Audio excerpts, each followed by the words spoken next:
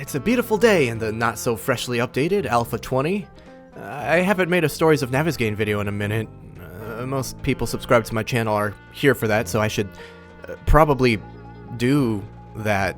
Well, there are still a ton of new locations to explore with the update, a bunch of reskins. I still have an overarching grand story to kind of get back to.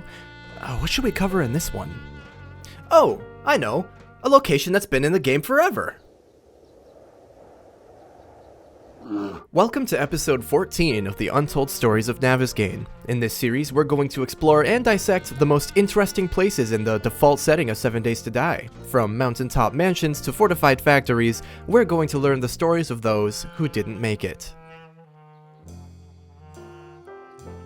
In every 7 Days player's journey of exploration, there comes a time when they must push past their fear and apprehension, dive deep into the maw of the beast, overcome overwhelming concern, and find out what exactly lies within the bear's den.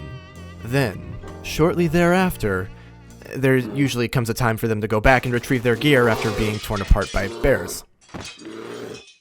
For where dirt forest path meets pavement, an intimidating sign can be found outside of a 2-story building. Face the bears. Drink for free. If that sounds exciting to you, seek help. But let's head inside and see what the fuss is really about. Just through the front doors, we'll find a rustic but cozy bar setting with a modest amount of seating and amenities, as well as a few unfortunate undead that found this as their final unresting place. A pool table and dartboard to our left, some seating to our right. Just a few steps further and we'll find the downstairs bar, 7 old ratty bar stools and half a dozen kegs being most of what remains here to tell us that. Beyond the bar, just half a floor down, we'll also find several large tanks towering over an open floor of kegs and supplies. So this was also a proper brewery. A small corner desk and a long since functioning elevator hide off to the side.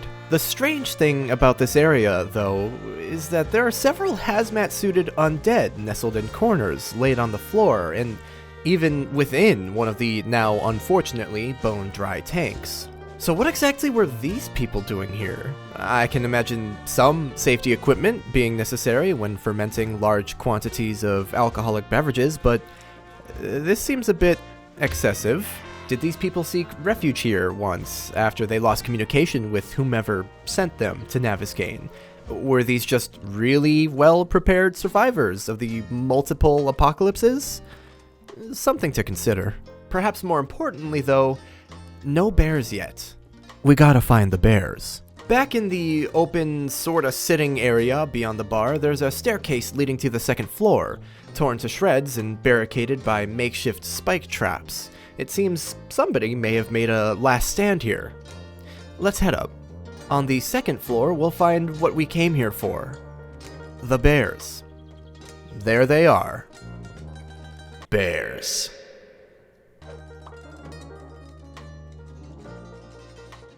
The bears are still here, in all of their zombified glory. That, in and of itself, begs several questions, but for now, let's assess the situation that lies before us. 2 very large and very zombified bears, still trapped within their cages, flanking the upstairs bar area, still actually fairly well stocked, not with alcohol, but with survival supplies. A full dining area where patrons could drink freshly brewed ales and eat overpriced and oily bar food made in the tiny kitchen in the corner by some hairy guy who survives on Red Bull and cigarettes. Sorry, for those who have worked in a restaurant or are currently working in a restaurant, that might have been a little too real. And several reanimated corpses still lingering here. There are also a couple of bathrooms opposite the bar, probably in a pretty similar state as they were in before the end of the world. Unfortunately, nothing of interest on the roof, aside from a hidden stash and some poor individual that somehow managed to hide within the air conditioning unit. Or maybe this is just where the waitstaff went to scream. If you know, you know. It is interesting, though, to try and place some of the few known characters in here before the end of the world. Perhaps the Duke came here from time to time to remind the locals who was in charge, but it's more likely he was sipping bourbon atop Higashi. Even still, though we don't officially know much of anything about the Duke, it's pretty clear he knows the area well and probably had or has a lot of influence in Navezgane. If he in fact owned a casino, it probably wasn't the only business he owned. Maybe he owned the bear den. The facing the bears thing kinda tracks when you think of it that way. Perhaps Noah came here to unwind after a long day of metaphorically chasing the Duke. From what little we know of him, I like to think that he was well liked here. Hell, maybe the two big players came face to face here once or twice. Suddenly, the bears upstairs taking the number 2 spot on the list of the most terrifying situations inside. Oh, also there's actually a really cute deck out back with an open mic. But now we arrive at the questions I came here to address.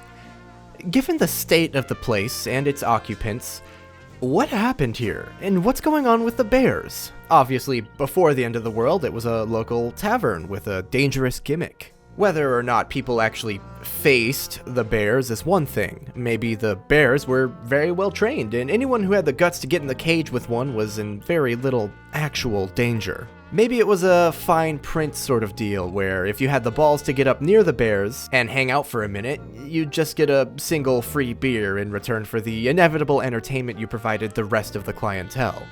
Or perhaps this business was a front. The bears were an ingenious disposal device, and here the Duke rid himself of the evidence of his evil doings by... What? Either way, the bears are still here, and I'm not sure that's a coincidence. I mean, yeah, it's unlikely anyone thought at any point, oh boy, the world is collapsing around me, I'd better get to the bar and let Cuddles and Bubsy out of their cages. Those are their canonical names now, by the way. If you call them anything else, you're just wrong.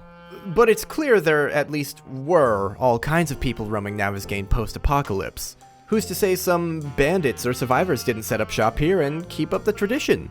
Bears and beer. It had explained why the place is entirely dried up of anything to drink, and the fortifications and various small defensive measures, though that could also just be due to general looting, maybe rioting, but there are also a couple of rotted corpses, one in each bear cage, and I have a feeling they didn't get there until after the series of apocalypses that wiped out most of humanity. If they were here before, well, that wouldn't be very good for business. Either way, these poor bears were left in their cages as, unbeknownst to them, nobody was ever coming back to feed them. They died, left to their own devices, but they're back. They're zombified. We've briefly touched on the machinations of the zombie virus in the past, how it infects people, how people turn, how long the virus itself has been around.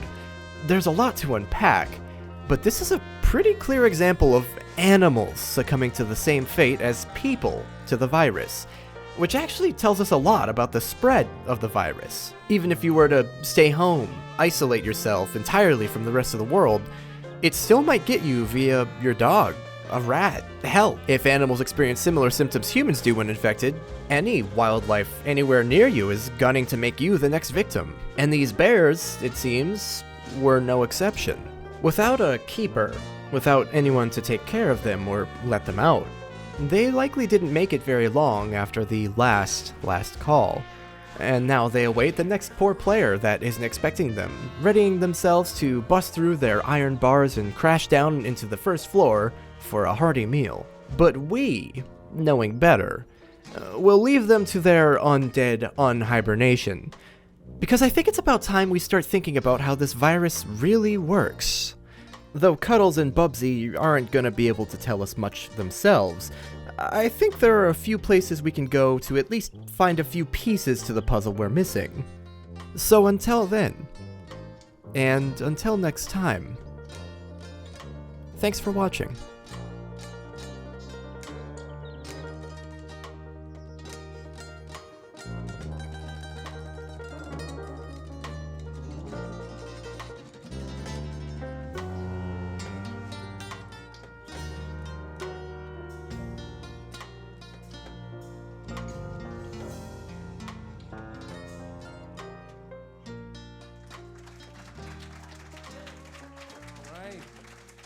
Thank you very much. His eye is on the sparrow.